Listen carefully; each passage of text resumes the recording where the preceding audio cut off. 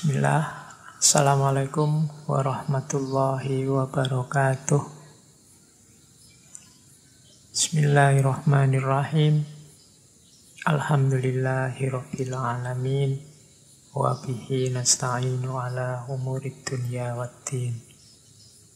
Allahumma sholli wa sallim wa barik ala habibina wa syafi'ina Sayyidina wa maulana Muhammadin wa ala alihi wa ashabihi wa man tabi'ahum bi ihsanin ila yaumiddin. Bismillah, mari kita lanjutkan lagi ngaji filsafat kita. Malam hari ini kita ada di sesi yang baru di bulan Agustus, masih dalam situasi pandemi COVID. Jadi kajian kita masih kajian jarak jauh dengan segala keterbatasannya. Semoga teman-teman sudah mulai bisa beradaptasi. Kemarin pemerintah pakai istilah new normal. Ya meskipun nggak dikasih istilah new normal, ya lama-lama kita terbiasa sendiri dengan situasi semacam ini. Itu diantara cirinya manusia. Kalau dibiasakan lama-lama ya jalan. Makanya sekarang orang-orang itu kan karena sudah berbulan-bulan akhirnya sudah terbiasa menghadapi virus ini, sehingga sudah rasanya kok malah santai-santai saja. Baik, bulan ini kita akan ada di sesi para sufi Nusantara, bagian kedua. Saya sebut bagian kedua karena dulu saya lupa tahun berapa itu kita juga pernah membahas sufi Nusantara. Ada Sunan Kalijogo dan kawan-kawan. Mumpung ini bulannya Agustus, kembali kita angkat lagi para tokoh Nusantara. Paling tidak biar kita kenal bahwa Nusantara kita juga punya banyak tokoh-tokoh besar yang luar biasa, termasuk dari ranah tasawuf. Mungkin ada yang tanya, Pak, wong ini ngajinya ngaji filsafat loh, kok isinya tasawuf? Ya pertanyaannya benar. Kalau cara berpikirnya, ilmu itu misah-misah, tidak saling berkaitan. Yang kedua, filsafat itu pernah disebut induknya semua ilmu. Dalam arti apa? Sebenarnya filsafat itu ya bahannya ya semua jenis pengetahuan, semua jenis ilmu. Ketika dia dekati dengan mendalam, radikal, sistematis, komprehensif, dan seterusnya. Yang istilah-istilah ini teman-teman pasti bisa membacanya di buku-buku pengantar filsafat. Jadilah dia namanya filsafat. Makanya sosiologi kehidupan bermasyarakat misalnya, ada ilmu sosial, tapi ada juga filsafat sosial. Kalau ilmu sosial itu biasanya ada rumus-rumus, ada pakem-pakem teorinya. Tapi kalau filsafat sosial itu cara berpikirnya lebih bebas, lebih luas, lebih komprehensif, lebih mendalam. Makanya ada orang yang bilang filsafat itu seperti level berpikir. Jadi ada level berpikir yang mendalam, luas, komprehensif, koheren, dan seterusnya. Itu jawaban kedua. Jawaban ketiga, jangan lupa di antara objek kajiannya filsafat itu ada cabang namanya aksiologi. Aksiologi ini dari bahasa aksion dan logos, bahasa Yunani. Aksion itu artinya nilai, logos itu artinya teori, sebut saja begitu. Jadi aksiologi itu Sebenarnya cabang filsafat yang membahas tentang hal-hal yang dianggap bernilai dalam kehidupan manusia. Nanti aksiologi ini cabangnya dua. Yang pertama etika, yang kedua estetika. Etika ini membahas nilai-nilai moral. Kalau estetika membahas nilai-nilai keindahan. Etika ini membahas apa yang baik dilakukan, apa yang tidak baik dilakukan oleh manusia. Kita menyebutnya moral. Kalau dalam bahasa agama namanya akhlak. Oke, itu jawaban saya ya. Jadi filsafat tasawuf itu kan juga punya dua tipe kajian kalau dia sebagai ilmu. Yang pertama ada tasawuf akhlaki, yang kedua ada tasawuf falsafi. Kalau tasawuf falsafi tidak perlu kita bahas, mesti aja dia filosofis, levelnya filsafat. Kita pernah belajar tentang Ibnu Arabi, kita belajar tentang Jalaluddin Rumi dan kawan-kawan. Itu biasanya kategorinya tasawuf falsafi. Ada juga tasawuf akhlaki yang concernnya pada perbaikan akhlak, tazkiyatun nafas. Kalau ini kan nanti kalau dalam filsafat kajiannya masuk kajian etika, filsafat moral. Jadi ya filsafat dan tasawuf itu ya sama-sama dekat untuk kita kaji dari level filosofis. Baik, teman-teman langsung saja ya. Tokoh besar Sufi Nusantara yang malam hari ini kita angkat. Insya Allah teman-teman sudah pernah mendengar nama beliau, yaitu Syekh Abdus Somad Al-Falimbani. Ya, nama yang mungkin Abdus Somadnya sering kita dengar ya, tapi bukan Abdus Somad yang populer hari ini yang kita maksud, tapi Syekh Abdus Somad Al-Falimbani ini Sufi besar kelahiran Palembang. Kata-kata Al-Falimbani itu menunjukkan nama tempat beliau yaitu Palembang, asalnya dari Palembang. Ayahnya keturunan Yaman dan ibunya keturunan Palembang. Jadi beliau ini ya kalau disebut lengkap Syekh Abdus Somad bin Abdurrahman Al-Falimbani. Atau kadang-kadang ada tambahan kata Al-Jawi. Ini khusus mungkin untuk bahan pengetahuan buat teman-teman.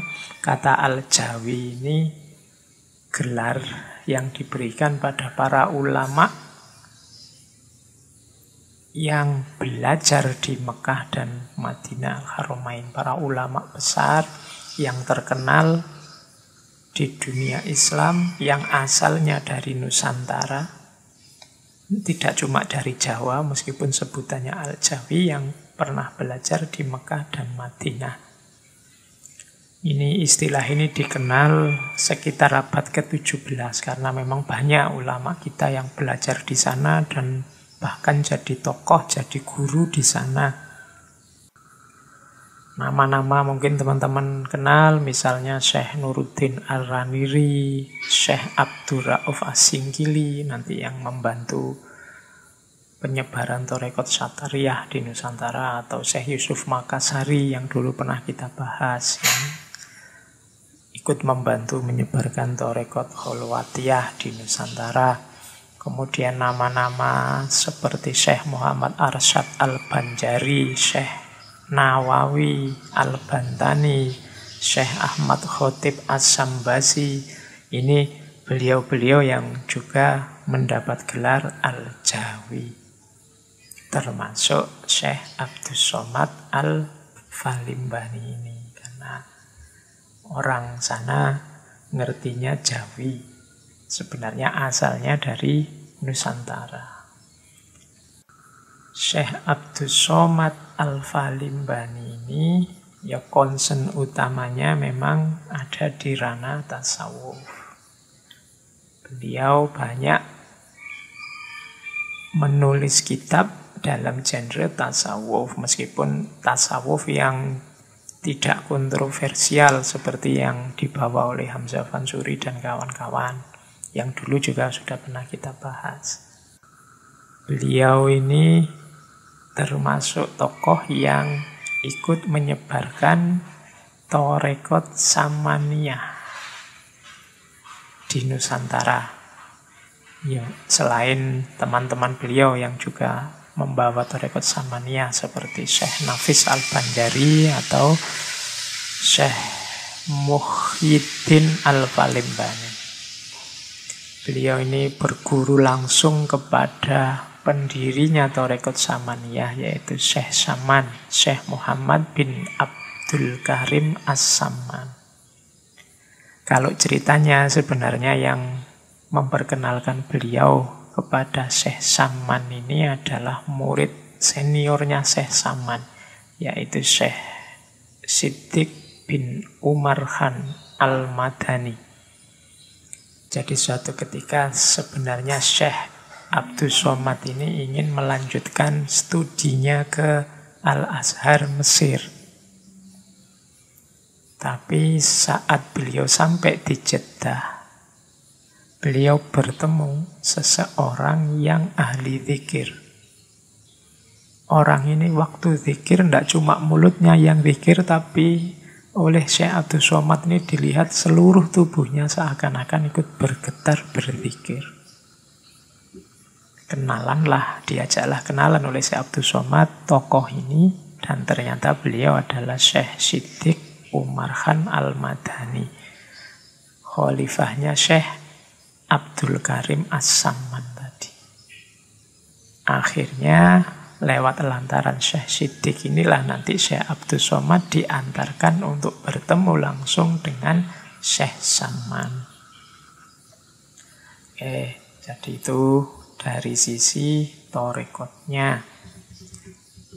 Kemudian Syekh Abdus Somad ini sebenarnya selain sufi juga pejuang.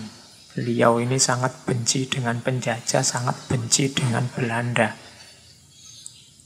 Bahkan nanti ceritanya beliau sampai karena bencinya dengan Belanda ingin ke Mekah sendiri, bareng-bareng sama murid-muridnya, motongin kayu, bikin perahu, kemudian berangkat sendiri ke Mekah. Oh, ini luar biasa ya, tidak sembarangan orang bisa punya tekad sekuat itu.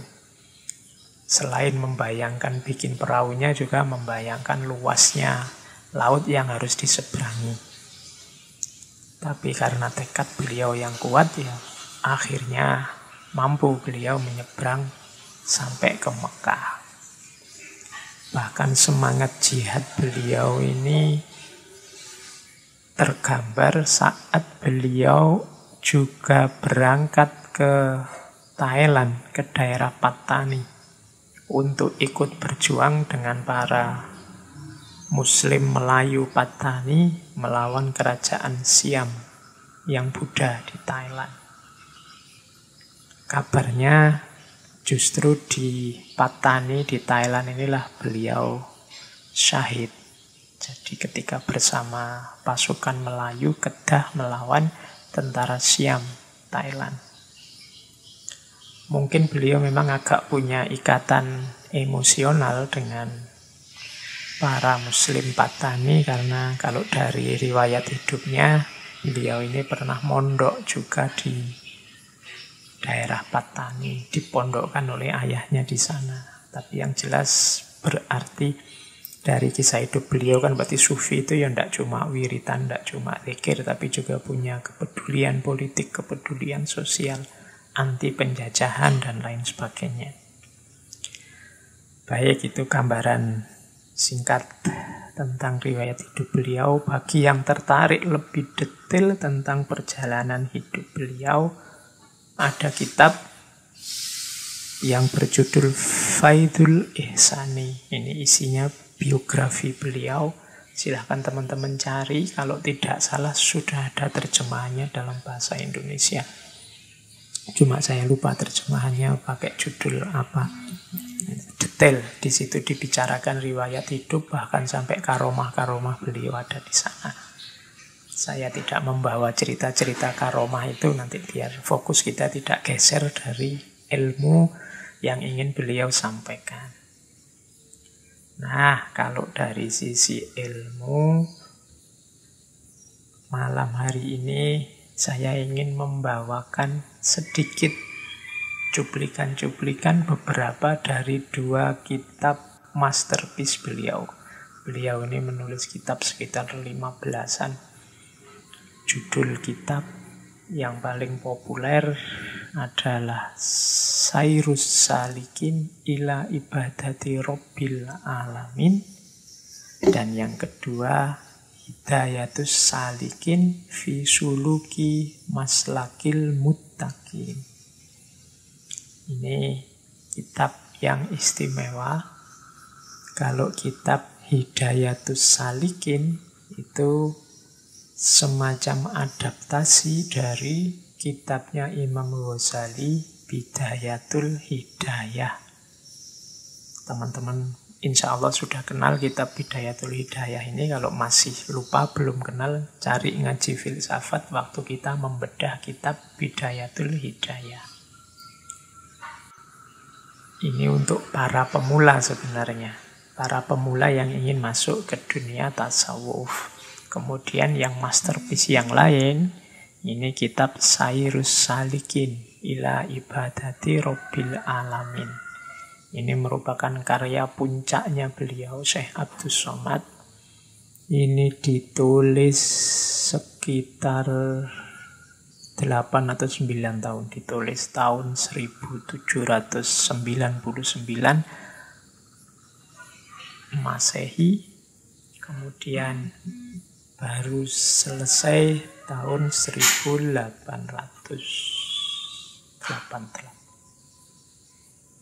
Jadi 1788 sampai 1799 ya sekitar 10-an tahun. Jadi kitab ini terdiri dari 4 juz. Isinya ya terutama tentang tasawuf, meskipun di situ ada juga tauhid, fikih, syariat yang menjadi dasarnya tasawuf. Kalau tadi yang Hidayatus Salikin itu adaptasi dari Bidayatul Hidayah, kalau yang Sairus Salikin ini lebih dekat dengan kitab Lubabul Ihya atau kitab Mukhtasar Ihya Ulumuddin. Jadi ini meskipun ya di situ banyak nukilan-nukilan dari kitab-kitab yang lain, termasuk pandangan-pandangan Syekh Abdus Somad sendiri.